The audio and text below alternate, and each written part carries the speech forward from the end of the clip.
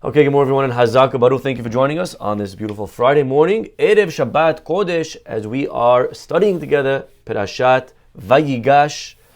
Of course, one of the most moving parashiot of the entire Torah, where Yosef finally is reunited with his father after 22 long years.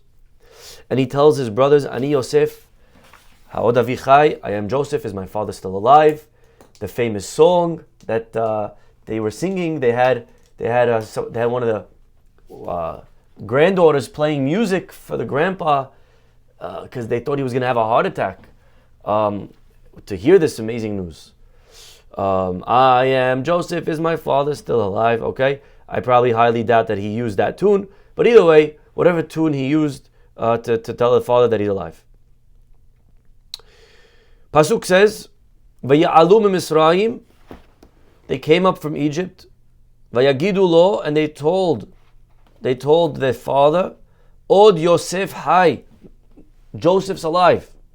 V'chihu moshel bechol eretz Mitzrayim. He is a ruler over Eretz Mitzrayim. Vayafog libo, Pasuk says, however, his heart rejected it. Ki lo he'emin lahem, the dad did not believe the kids. Vaydaberu elav et kol divrei Yosef. They told him everything that Joseph said. Vayaret ha'agalot, he saw the wagons. Vatehi ruach Yaakov avihim. The wagons were already for Yaakov enough proof. His soul was revived and he believed them. So fascinating over here, this is the famous Midrash. This is the source. And I want to read to you the Midrash at length, what it says. Tanei Rabbi Hiya, says Rabbi Hiya, why didn't Yaakov believe the kids that Yosef's alive?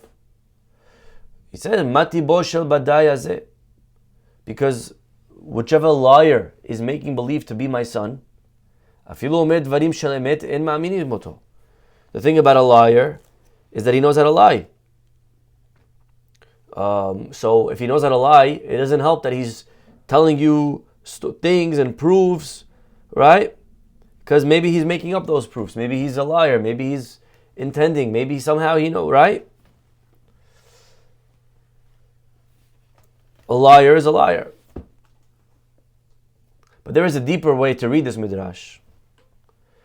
Mati bo shel badai hazeh. He's talking to his own kids. You guys are liars. You're telling me first Yosef was eaten by an animal. Now you're telling me Yosef is alive. So you lied before, how do I know you're not lying now?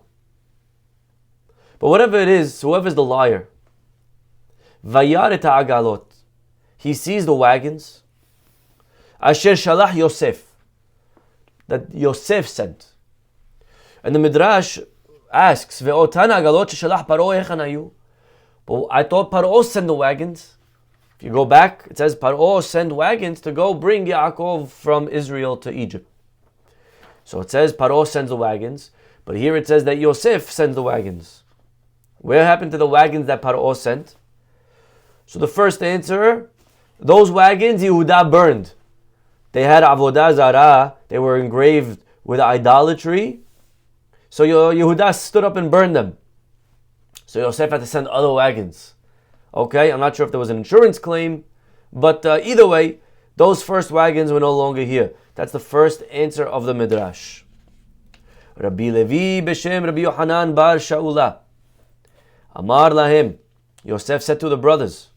Another answer of why it says that Yosef sent the wagons.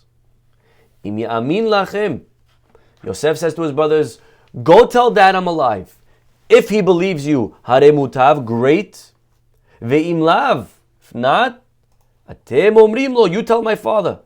B'sha'a sheperashti b'mecha, when we separated for that last time, lo beperashat egla arufa hayiti osek, were we not studying with the paragraph, with the passage of the red heifer, of the egla arufa, of the heifer that you have to decapitate its neck?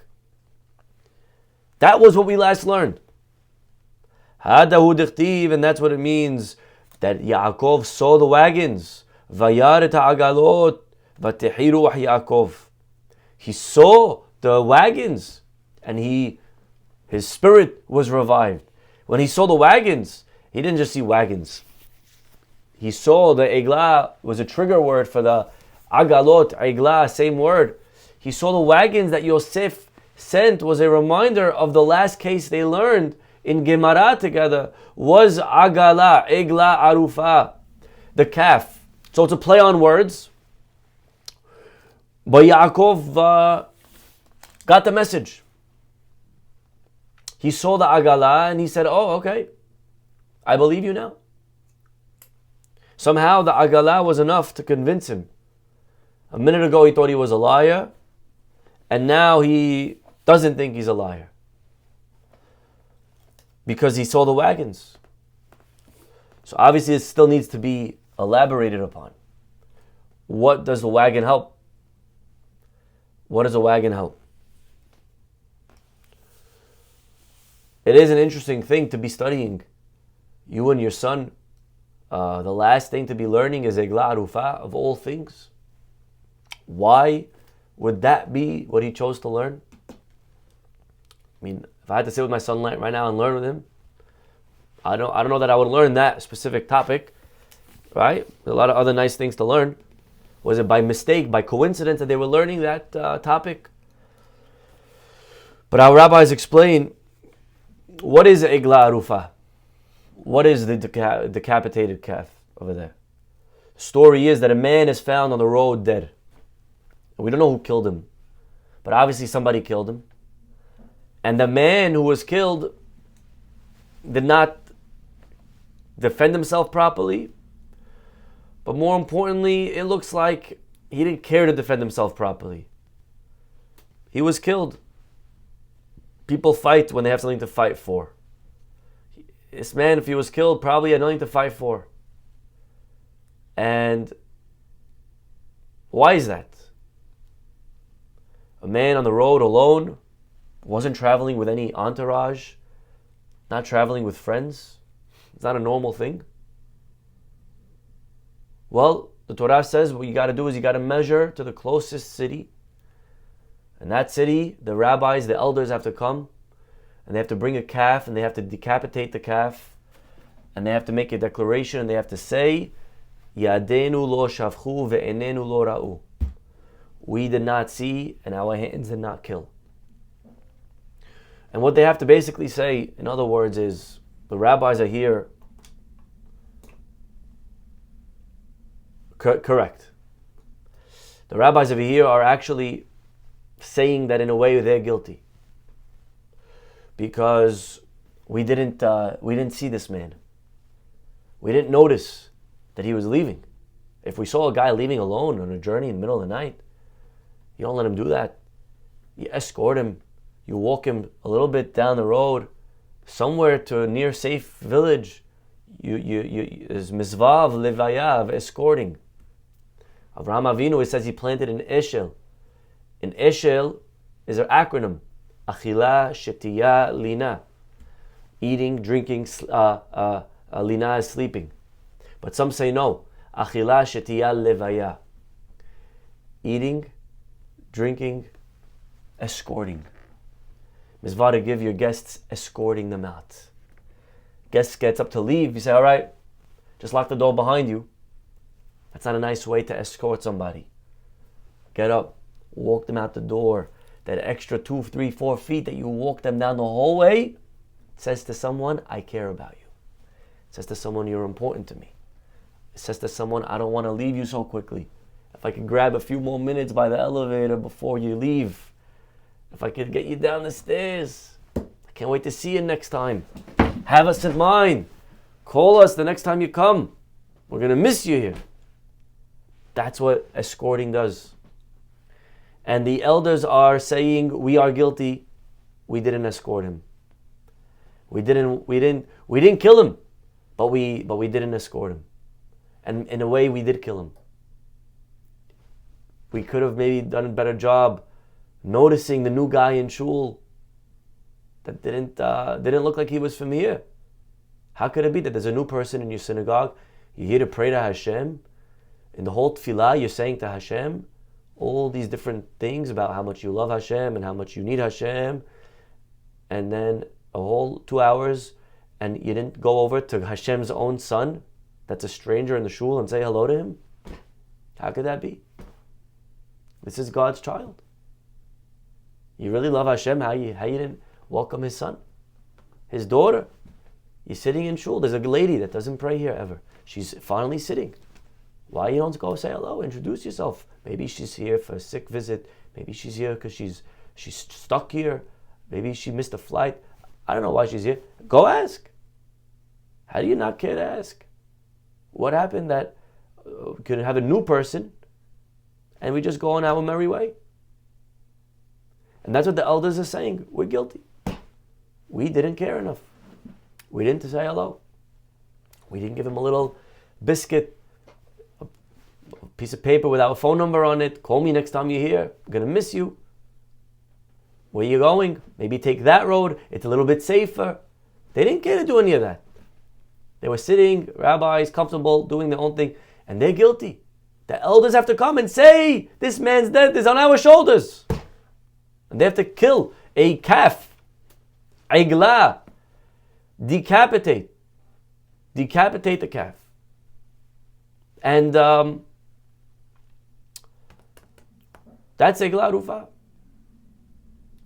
In a way, it makes sense why Yaakov was learning this with his son. He wasn't only learning this with his son, but Pasuk says that when he sends his son, he sends him from the valley of Hebron. Now, I don't know if you ever went to Hebron, but it ain't a valley. It's a mountain. You have to go up the mountain to Hebron. How does the Pasuk call it a valley?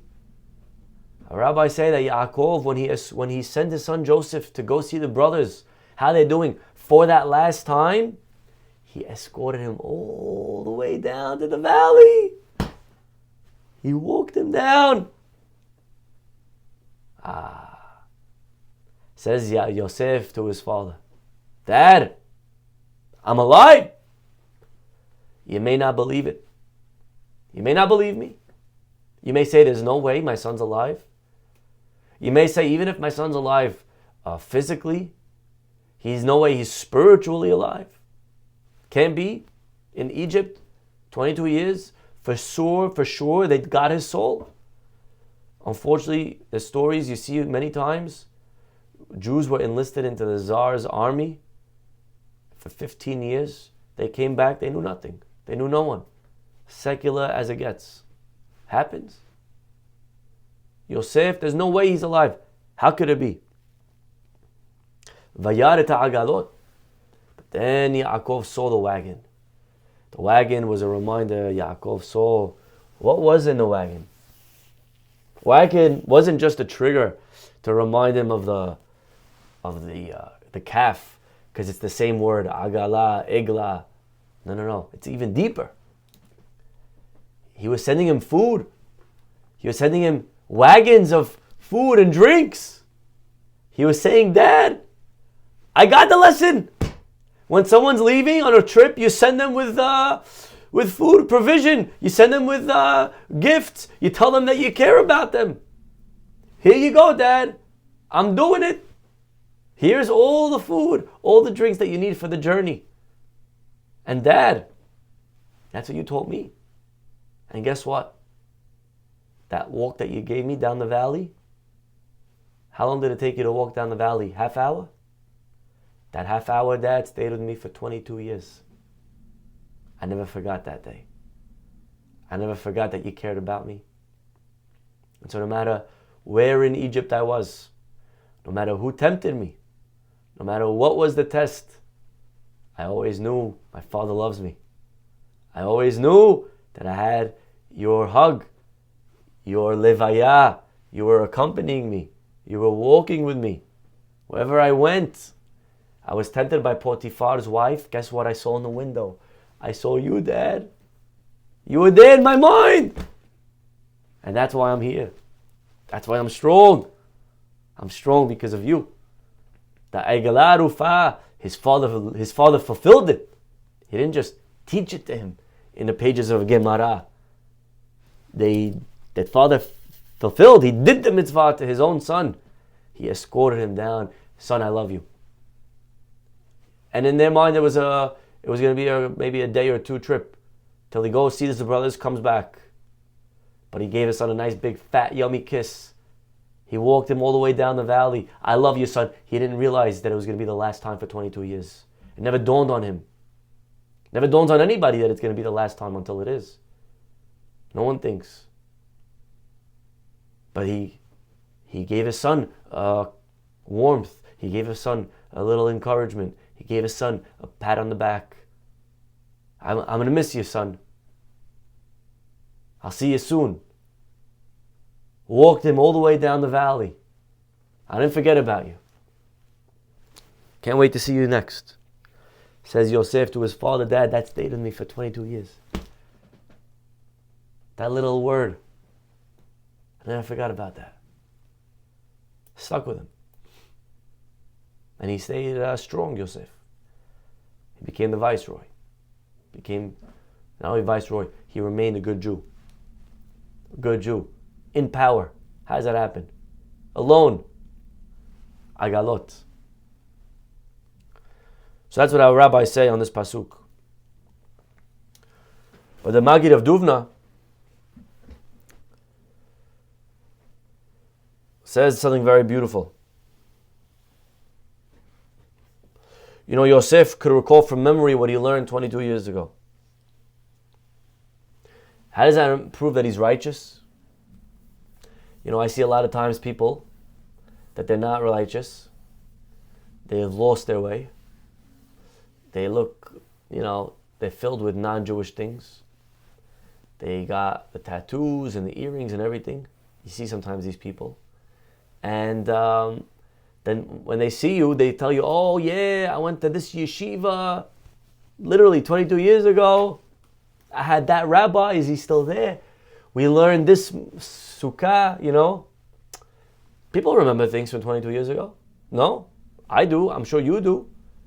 What was the novelty that Yosef remembered from 22 years? What happened? Oh, Yaakov was now all impressed. The Maggid of Duvna says something very beautiful. You're Yosef. You want to prove to your father that it's you. You want to show him your identity. You want to tell him that you want to prove to someone that you are Yosef. You have to show something that's personal, something private, something from day-to-day life, something that only someone who's really Yosef would know. Right? What's our secret handshake? What's our favorite place to play? Something that only the kid himself would know. That's what you would ask. But of all the possible recollections that Yosef mentions to his father, he picks one that has to do with learning Torah. And what impressed Yaakov is not that he remembered the Torah, but it's the fact that he chose Torah as the sign. You hear, my friends? This is a very powerful idea. You choose, what do you choose to show your identity? What do you choose to say to someone, look, it's me. It's me. It's me what? It's me, I know how to what? Fill in the blank. This is, my friends, a very big lesson in priorities of life. Priorities. What makes you you? Yosef, if he had to identify himself to somebody, it's what he last learned in Torah. That's me. Someone says to you on the plane, tell me about yourself. Nice to meet you. What do you say? I'm a doctor. I know how to ski. I know how to scuba dive. I've been to X amount of continents over the last 6 months. What do you say? How do you describe yourself to other people? That is a very important, for yourself, eye-opener of what's important to you. Who are you? What do you value? For Yosef, I learned Torah. That's all that mattered to him. That's what he was. Nice to meet you. Who are you? Oh, my name is Joseph. I learn Gemara every day. That's, if you ask, tell me about yourself, that's what he would say. I'm a learner. That's what he would say. I learn. One time the Chazon Ish, he said something very beautiful. You want to know if you love Torah? You want to know if you love something? If you want to know what someone loves, go see what they talk about. If someone really loves Torah, then when you're with them, they're going to just talk Torah. They can't help it. It's going to naturally flow. If you want to know what someone loves, just sit with them for 10 minutes and see what comes out first. See what comes out. What comes out of their mouth? What do they talk about? That's Yosef. You know what he loved? He loved Torah. Rabbi Yaakov Kamenetsky one time, I believe it was him, some say it was Rabbi Ariel Levine, but he was in court, and the non-Jew who was identifying him in a case, he said, that's the man who's always holding a Gemara in his hand. That's how a non-Jew described the rabbi. That's what they saw. If someone had to describe you, what would they say? What would they say? What would be the blink? What would be the first thing that comes to their mind? That's a very powerful lesson. And it's something that sometimes could be, again, a scary question to ask.